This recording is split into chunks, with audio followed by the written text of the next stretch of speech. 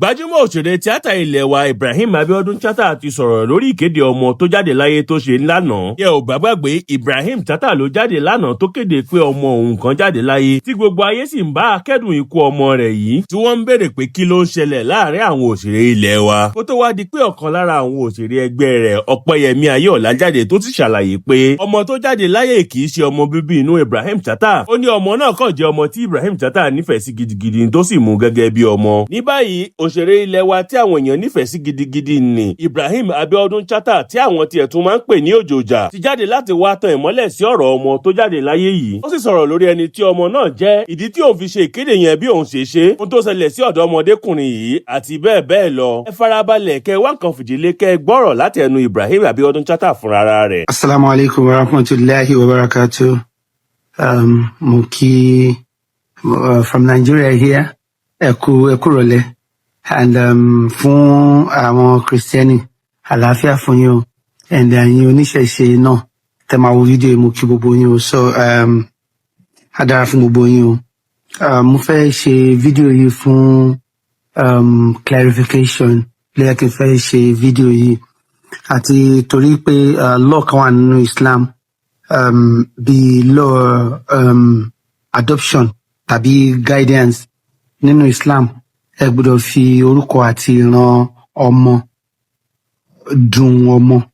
So ká ní Muslim adopt ọmọ sìn àbí yóò jẹ́ counselor àbí guardian ọmọ, Muslim gbọ́dọ̀ retain orúkọ àwọn òbí ọmọ náà. So àkọ́kọ́ mo fẹ́ dúpẹ́ lọ́wọ́ everybody, àwọn olóṣèlú, àwọn colleagues mi, àwọn ọ̀rẹ́ mi, then àwọn family, àtàwọn fans all over the world.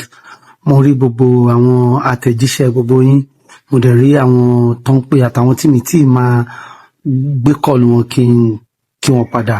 Mo dúpẹ́ o, ní fi aburú gbà o. But mo fẹ́ ṣe fídíò yìí láti clarify ọmọ tí Ọlọ́run mú sọ́dọ̀ yẹn, Mohammed lórúkọ ẹ̀, kì í ṣe ọmọ bíbí inú mi, ṣùgbọ́n godson mi ni. Tẹ́ bá wá ṣàkíyèsí, àwọn tó bá ṣàkíyèsí, okay, àwọn kan náà tó ń pè mí sìn, àwọn tó bá ṣàkíyèsí bí mo ṣe máa ń relate pẹ̀lú àwọn ọmọ. Mo ní àwọn ọmọ méjì, ọmọ àfiarabí àti àwọn ọmọ àfẹnubí. Àwọn ọmọ àfẹnubí mi dẹ̀ pọ̀ gan-an, ọ̀pọ̀ gan-an ọmọ. Kódà àwọn ọmọ àfẹnubí mi wà tó pé náà àwọn colleagues mi ni wọ́n, tí wọ́n ti wá dàgbà ń sìn, tí mo ti ń address wọn gẹ́gẹ́ bí ọ̀rẹ́. Nígbà tí màá mọ̀ wọ́n rí, bàbá náà ń pè mí, ọmọ ni mò ń pè wọn. Nígbà táwọn náà ti wá dàgbà ń sìn, ẹ̀mọ̀ wọn máa ń tẹ́ stage kan tó wọn máa dàgbà dé tó fi wá jẹ́ pé kì í ṣe ọmọ mọ́, baálé ilé làwọn náà. So wọ́n pọ̀ bẹ́ẹ̀. Àwọn tí wọ́n máa ń send àwọn tó bá máa ń send kíní sí mi, email, tó bá lọ wo orí email address mi, realatcommunications@gmail.com. tí wọ́n bá wo orí mail mi, realatcommunication@gmail.com yẹn, ẹ máa rí pé mo gbé ọmọ ìbejì méjì dání nínú fídíò yẹn. Ṣé rí àwọn ọmọ ìbejì yẹn, wọ́n ti dàgbà ń sìn, wọ́n ti dọmọ gé dáadáa, wọ́n ti wà fully grown. Bàbá tiwọn, èmi ni adopted child bàbá tiwọn. Ara àwọn ọmọ kéékèèké ilé yẹn ni àwọn ọmọ yẹn. Nígbà tí wọ́n wà ní kékeré kọ́ṣẹ́ bí wọn ni mo kó wọn dání yẹn. Wọ́n dẹ̀ ti dọmọ gé sí, wọ́n ti dàgbà bọ́, mo ò tí ì change ẹ̀ rí. Ìgbà mi wà tí máa ṣí mail mi máa ṣiṣẹ́ rí pé àwọn ọmọ yìí máa ṣe ló wà lórí mail mi láti ìjọ yìí. Ó wà lórí realatcommunications@gmail.com. Àwọn yẹn wà ń bẹ láti ọdún tí mo ti fi wọ́n síbẹ̀. Ṣé wá rí ẹ̀gbọ́n àwọn ọmọ yìí tó jẹ́ àgbàlagbà, Ibrahim lórúkọ ẹ̀, Fọlárànmí Ibrahim Babalọ́lá. Fọlárànmí Ibrahim Babalọ́lá yẹn, òun àti ẹnìkan ìyẹn ti di mínísítà ní church Celestine. Wọ́n máa ń jọ ń jà sí first born ní lọ́wọ́ mi. So ọmọ mi lòun, bàbá àti Ibrahim yẹn, Sẹ́ríkì Babalọ́lá, wọ́n ti di ọba ń sìn, ọba ni wọ́n ní Ìlàjú. So èmi làkọ́bí bàbá tiwọn, Ibrahim làkọ́bí tèmi. Ibrahim náà lẹ́gbọ̀n tí Ọlọ́run ti gbà padà sọ́dọ̀, kọ́lọ́run bá foríjì wọn lápapọ̀. So mo ní àwọn ọmọ àfi ẹnubí púpọ̀. Lára àwọn ọmọ àfẹnubí mi, òun wá ní Mohammed wa tí Ọlọ́run pè sọ́dọ̀. Tẹ́ bá ṣàkíyèsí, mo ti máa ń post fídíò before now, tí máa post ọmọ kan fún birthday tí máa ní dear son, Èmi wà tí máa rí táwọn blogger máa gbé gan tó máa sọ pé ọmọ mi lélẹ́yìí náà. Mo fẹ́ kó clarify ọmọ mẹ́ta ni Olúwa fún mi, Abdulmalik, Ahmed àti Awal. Ọmọ pọ̀ lára mi, so mo fẹ́ bí sí tọ́lọ́run bá fún mi sí. Ṣùgbọ́n ṣe rí àwọn ọmọ àfẹnubí àti ọmọ àfarabí mi, ọmọ mi ni gbogbo wọn. Òun ni àdírẹ́sì yẹn ṣe máa ń wá bẹ́ẹ̀. Mo kàn ní láti ṣe clarification yìí nítorí ṣùgbọ́n ó dùn mí náà ni bí nǹkan ṣe bó ṣe bákan náà ni nǹkan ṣe máa ń dùn mí. Gbogbo àwọn tí èmi kọ́ mo fara bí wọn yìí, bẹ́ẹ̀ náà ni mo ṣe rí wọn bí ọmọ. Ṣé rí ọmọ àfarabí mi àti ọmọ àfẹnubí mi wọn yàtọ̀ síra wọn.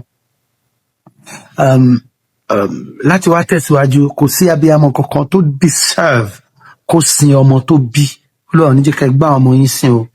Àwọn tí Olúwa dánwò lọ́wọ́ ẹ̀, Olúwa rọ̀ wọ́n lójú.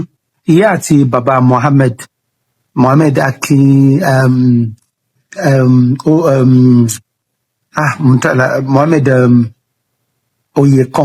Mohammed Oyekan lórúkọ ọmọ ẹ̀. Mohammed Oyekan àti bàbá àti màmá Mohammed Oyekan, Olúwa rọ̀ wọ́n lójú.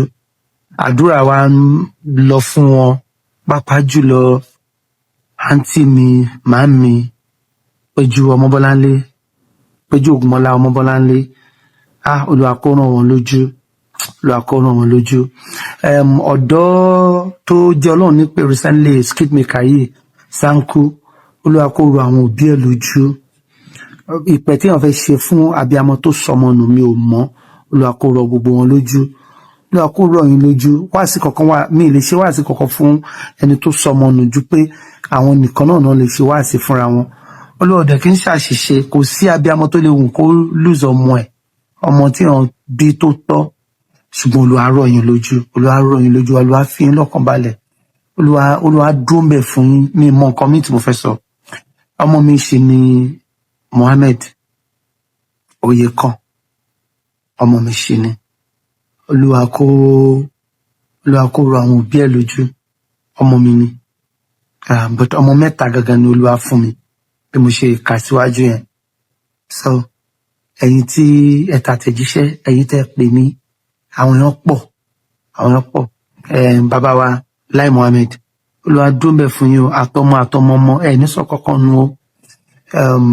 Ṣé bàbá mi Buhari ọmọ Musa àti gbogbo àwọn àfáà tó pè mí kí ó àti gbogbo àwọn àfáà tó ń pè àtàwọn tó sì ń pè náà. Ọmọ mi náà ni Mohammed o, Mohammed Oyekan ọmọ mi ni o. Ẹ ṣeun. Àwọn colleagues mi wọ́n pọ̀. Doyin Kúkọ̀yí, Fẹ́mi Adébáyọ̀, Múyìwá Adémọ́lá, Bímbọ́ Ṣin, màámi Madam Ṣàjẹ, gbogbo yín ẹ ní fojú sunkún ọmọ, ẹ ní gbọ́mọgbìn bí èbúṣu. Olúwa rọ̀ gbogbo àwọn tí Olúwa fi àdánwò yìí kàn lọ́wọ́lọ́wọ́ yìí, Olúwa rọ̀ wọ́n lójú. Olúwa rọ̀ gbogbo yín lójú. Olúwa dúró tì yín gbogbo àti àwọn ọmọ mi táwọn ti dàgbà tó yẹ pé mo ti wá ń pè wọ́n lọ́rẹ̀ẹ́ tí gbogbo wọn ti ń pè mí látàná yẹn. Olúwa dúró tì yín, à ní yọkú. Kí ẹlẹ́yẹ̀ wa má ṣíwájú, kí oníwájú má kẹ́yìn. Ẹ̀yin tí à ń tọ́ bí ọmọ, ẹ̀yin náà ní kẹ́ dèpẹ̀ sí wa lójú. Nǹkan tó ti dáa jù nìyẹn. Gbogbo àti mọ̀ pé death is inevitable, but kò sẹ́ni tó wù kó sọ àwọn tó wà lẹ́yìn wọn tó máa ṣẹ̀yẹ kẹ́yìn fún wọn. Kò sẹ́ni tó gbàdúrà kó sọ wọ́n nù. Olúwa foríjì wọn lápapọ̀. Mohammed, may Allah be pleased with you. Allah forgive all your sins. You are our son. And all of these people are our children. Olúwa kó rọ̀ àwọn òbí tó bí wọn lójú. Assalamu alaikum wa rahmatullahi wa barakatuh.